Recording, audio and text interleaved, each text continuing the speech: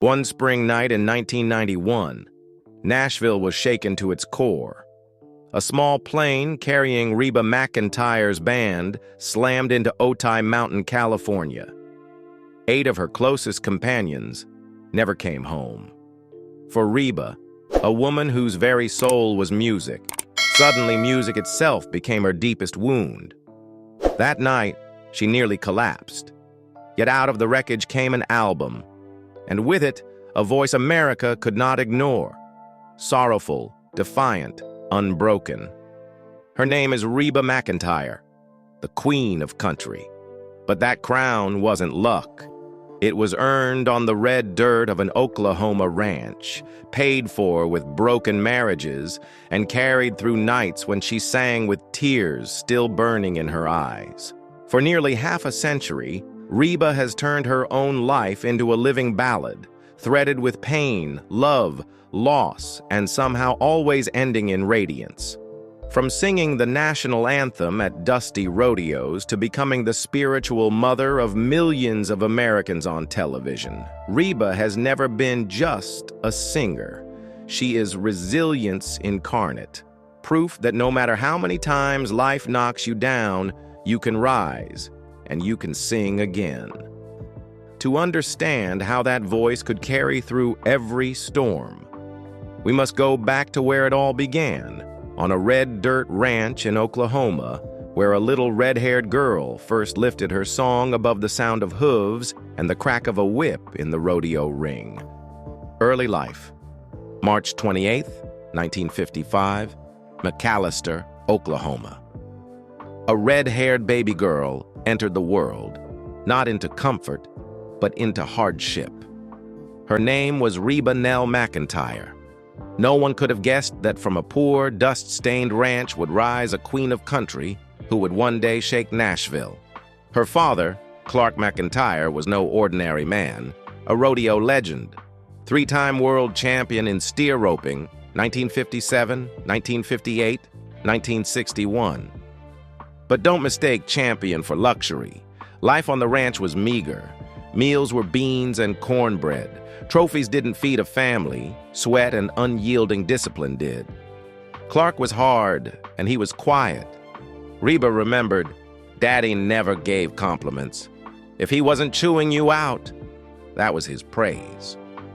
On the ranch, there were no soft words, only his shout at 5 a.m., dragging the kids from bed to move cattle before the sun rose. When a father allowed no weakness, his daughter learned to be strong. By 1961, when Clark won his 3rd world title, Reba was 6. She didn't just admire him, she absorbed his will to never give up. Following him to rodeos, she saw how one fall could take a cowboy's life. The lesson struck deep. Life is fragile, and only grit keeps you standing. Her mother, Jacqueline, planted a different seed: music. At night, after long days, she gathered the children to sing. She formed the Singing McEntires. Reba, along with sister Susie and brother Paque, performed at schools and 4-H events. No one in that small town could have imagined that one of those playful voices would someday become one of Nashville's greatest. By 1969, at 14, Reba was barrel racing in rodeos, guiding her horse in tight circles around barrels, fast and fearless. Small frame, red hair flying in the wind, she proved Clark's daughter knew no fear. Still, poverty clung to them. Reba later recalled their old truck breaking down on the highway to a rodeo, forcing the family to sleep inside through a freezing night. For others, misery. For her, fuel. I learned that if you can't cry, then sing. And from poverty, from a cowboy father's iron hand, from nights of song with her mother, a voice was slowly being forged, a voice that would one day hush all of Nashville. Early career. Every legend has a defining moment. For Reba McEntire, it came in 1974, at a rodeo in Oklahoma City. She was just 19, a college student at Southeastern Oklahoma State University, studying elementary education, planning to be a teacher. That day, the organizers needed someone to sing the national anthem. A friend pointed to the small redhead. "Reba can sing." She stepped up. And as the first notes rose into the dusty air, the entire arena fell silent. In the crowd was Red Steagall, a well-known country artist. He knew immediately this was no ordinary voice. Steagall became the magic door that opened Nashville. By 1975, through his introduction, Reba signed her first record deal with Mercury Records.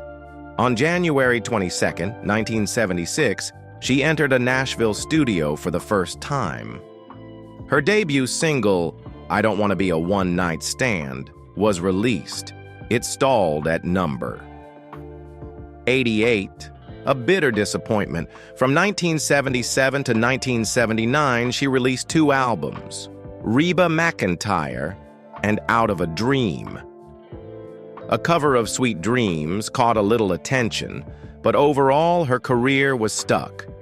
Nashville was flooded with new voices, and the girl with red hair from Oklahoma struggled to be heard. But Reba refused to quit. She remembered those mornings on the ranch when her father barked at the family to rise before dawn. "If Daddy never let me give up there, I sure wasn't going to give up in Nashville." Her small breakthrough came in 1980.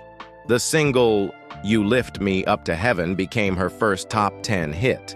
A year later, "Today All Over Again" climbed into the top 5.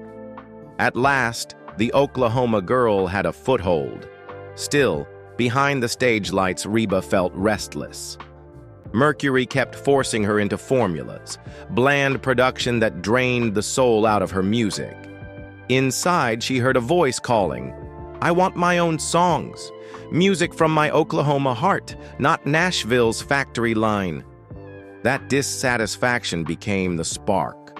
It opened the door to a new chapter, one that would transform her from a near-anonymous singer into the queen of country. But to claim it, she would have to walk a very different road. Career success. In 1984, Reba McEntire made a bold choice. She walked away from Mercury Records, the label she had called home for nearly a decade, but one that kept her boxed in, and signed with MCA. It was the turning point. It felt like chains falling away. For the first time, Reba could decide what her music would sound like. Nashville didn't just notice, it was stunned. In 1986, she released Whoever's in New England. The album was a revelation. It won her first Grammy and made her a national star. The title track, about a wife's quiet heartbreak, became an anthem, and the audience gave her a crown, the Queen of Country. But that crown came heavy. Fame in Nashville was ruthless. Each week, dozens of new voices arrived. One flop album, and you were done.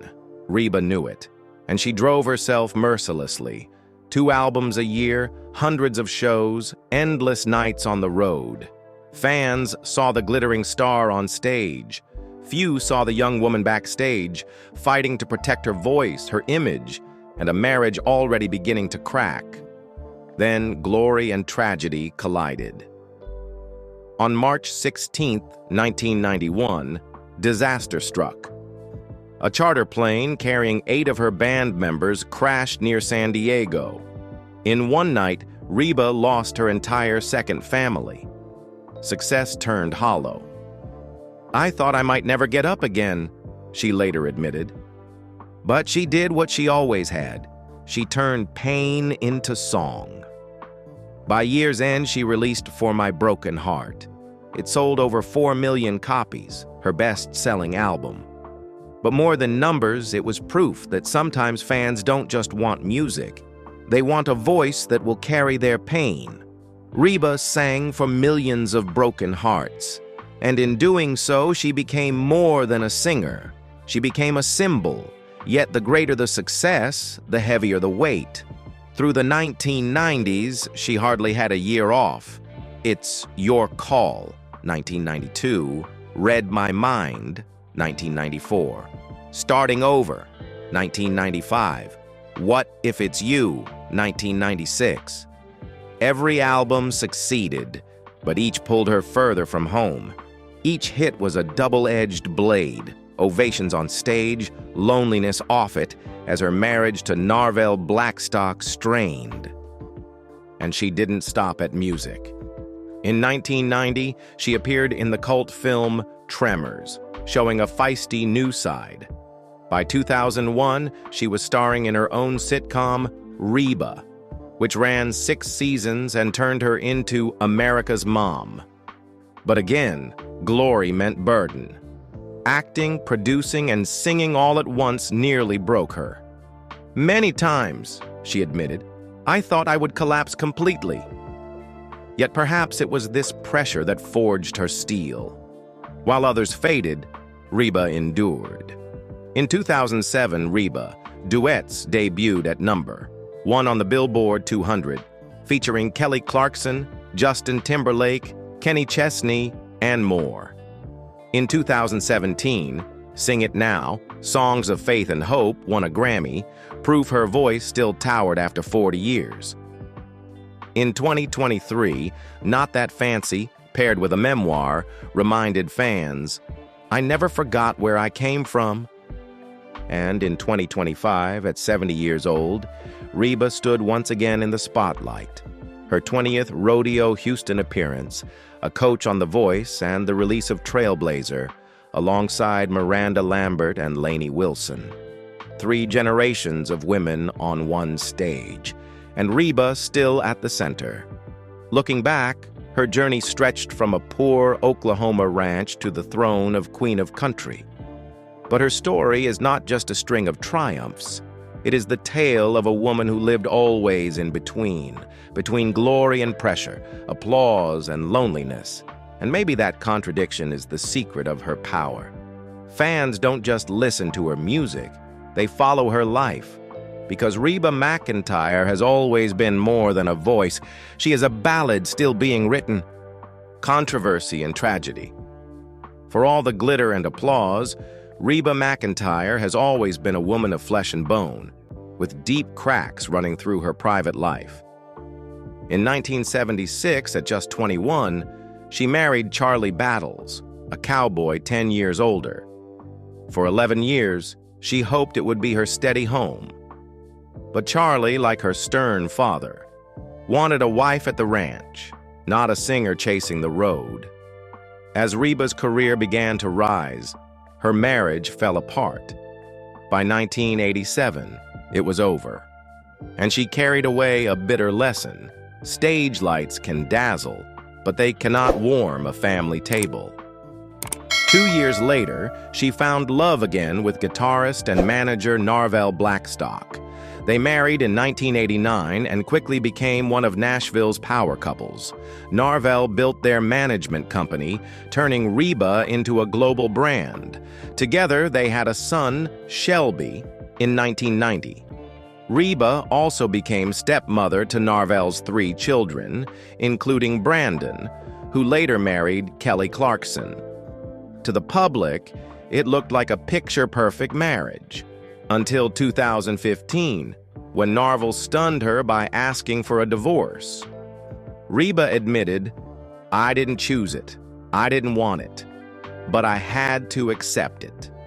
That separation shattered not only her heart, but also the business empire they had built over 26 years. But the greatest tragedy of her life wasn't divorce. It was the night of March 16th, 1991. A plane carrying her band crashed into Otay Mountain. All 8 members, along with 2 pilots, perished. Reba, sick with pneumonia, had stayed behind at the hotel. She survived, but lost her second family. In a single night, her laughter changed forever. Nashville whispered that she was never quite carefree again. Her career, too, brought its share of controversy. In the 1980s and 90s, when she leaned into country pop, traditional fans accused her of betraying Nashville. To them, country had to stay raw, unpolished. But Reba shouldered the criticism to prove that country could step onto the world stage beside pop and rock. And history proved her right. The blows didn't stop. In 2020, she lost her mother, Jacqueline, the woman who taught her to sing, who formed the Singing McEntires, who lit the very first spark. Reba confessed she thought of quitting music then. Instead, she wrote 7 Minutes in Heaven to honor her. And in August 2025, another heartbreak. Brandon Blackstock, the stepson she loved like her own, died at 48 after a 3-year battle with melanoma. On Instagram, Reba wrote through tears, "Rest easy, son, until we meet again." Nashville grieved with her, and the public saw once more a Reba broken open. But this time, she wasn't just crying for herself.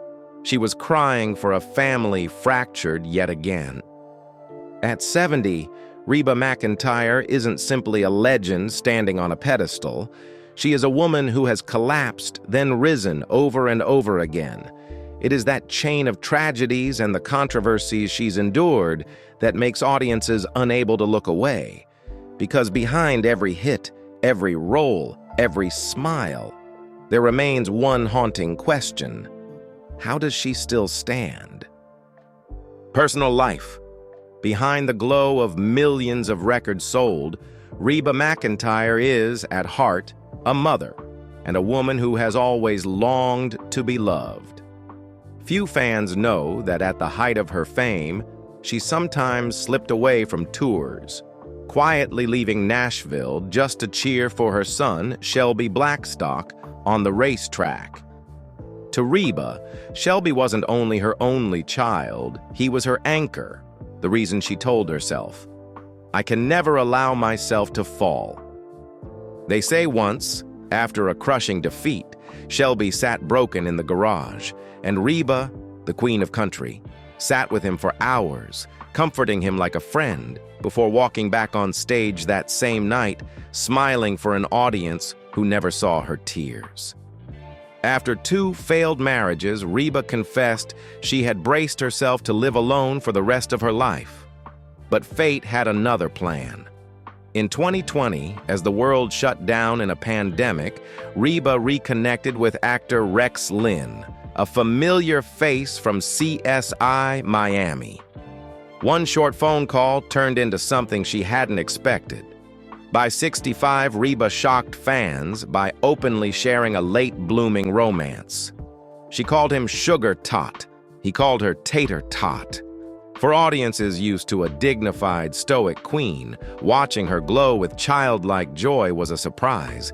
But it was that very sweetness that made fans love her even more. What sets Reba apart isn't only her music, it's her candor, her wit, her outlook. In a 2025 interview, she revealed her secret to survival. 3 bones, the wishbone to dream, the backbone to stand tall, and the funny bone to laugh through it all. "If you can't laugh at yourself," she said, "you'll drown in the pressure." Shocking words maybe, but they reveal the truth. Humor saved her in the darkest nights. Beyond Shelby, Reba has become a spiritual mother to a generation of artists. Dolly Parton calls her a kid sister, yet often turns to her in times of loss. Kelly Clarkson, reeling from her divorce with Brandon Blackstock, revealed that Reba was the first to call, telling her plainly, "You'll hurt, but it won't kill you. Trust me." Rising star Lainey Wilson calls Reba her living idol, and once shared that Reba had sent her a private message. "Don't let Nashville swallow you. Be yourself, the way I had to be." And so, fans are drawn not just to her music, but to the woman herself, an imperfect queen who's wept over broken marriages, staggered under grief, and still laughs loud when she talks about finding love again. She is both an icon and an everyday friend. A rare combination that leaves people asking the same question over and over. How does she still stand? legacy, and influence. They called Loretta Lynn the coal miner's daughter. They called Tammy Wynette the first lady of country. They called Dolly Parton a living legend. And since the 1980s, another title has stood alongside them, Reba McEntire, the queen of country. She didn't just carry the torch of Loretta, Tammy, and Dolly. She redefined what a woman in country music could be: modern, daring, unafraid to break the mold. Her influence didn't stop with her own generation. Shania Twain has said, "Reba was the door that opened the way for me." Casey Musgraves has often repeated that Reba gave her the courage to write the private truths of women. And Lainey Wilson, the rising star of today, calls Reba her spiritual mother, living proof that a woman can be both tender and still strong enough to shake Nashville. In a genre long dominated by men, Reba became a model of independence and power. She proved women could be more than a harmony voice or a pretty face on a record sleeve. They could take control, produce, manage, and build careers on their own terms.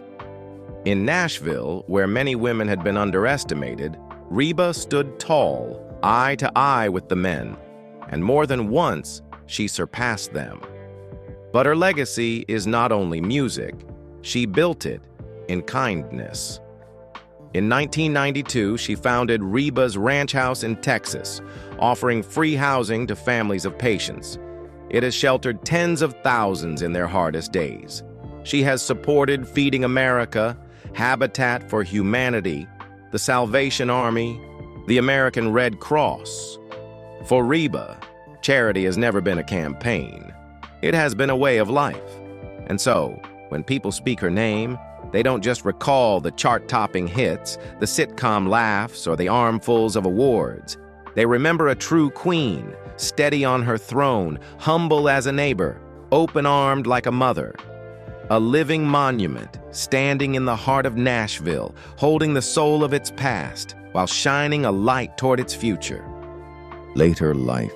At 70 years old, while many of her peers have stepped away from the spotlight, Reba McEntire still stands with fire in her eyes. In 2023, she released Not That Fancy, along with a memoir of the same name. It was a return to roots, a gentle reminder that no matter how glamorous her life became, she was still that Oklahoma girl who grew up on red dirt and rodeo dust. That same year, she joined The Voice as a coach, guiding new singers from season 24 through season 28. Within 2 years, she proved she was not just a legend of the past, but the heartbeat of the present. Contestants began calling her Mama Reba. One said, "It's like being taught directly by the soul of Nashville." On March 4th, 2025, she returned to Rodeo Houston for the 20th time. A record. 70,000 fans filled the stadium. When she launched into Fancy, the crowd erupted. It was living proof that at 70, you can still burn like 20. Beyond music, her ventures thrive. Reba's Place, her restaurant, bar, and museum in Atoka, Oklahoma, has become a cultural landmark. Fans travel from across America to taste the food, hear the music, and touch the history of a career that has spanned half a century. In her private life, Reba glows with a love she never expected to find again. Since 2020, she has walked red carpets hand in hand with actor Rex Linn. With Rex, she discovered peace after years of heartbreak. "I thought I'd never love again," she said. Then God sent Rex, and I remembered how to laugh. Her health remains strong, her spirit vibrant. She often shares her life philosophy: 3 bones, the wishbone, to dream; the backbone, to stand; the funny bone, to laugh through every storm. Fans call it the 3 bones philosophy. Simple, honest, pure Reba. Yet even now, loss walks beside her. In 2020, she buried her mother, Jacqueline. And in August 2025, She said goodbye to Brandon Blackstock, the stepson she loved as her own. Her tribute was brief, but heavy with grief. Rest easy, son, until we meet again. At 70, she knows better than anyone that life is stitched together with loss and healing, and that music is the bridge that carries us across. Today, Reba is more than the voice of one generation.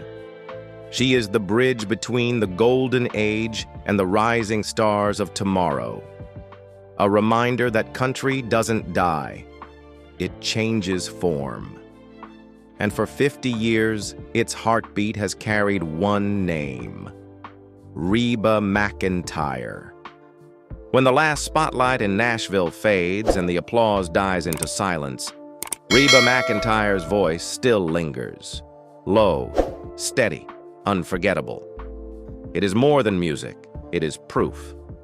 Proof that a life can break, again and again, yet still rise, still sing, still turn scars into legacy.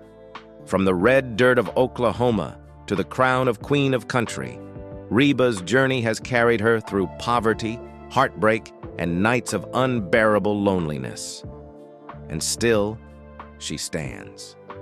At 70, she is not only a legend, but a bridge, holding the soul of the past while lighting the way forward. That is why, when people say her name, they don't just recall the hits. They remember a heart that shattered many times, yet never stopped singing.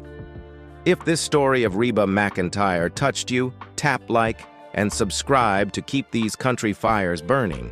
And share your memories of Reba in the comments, because those memories are how legends live on, not just in history, but in us.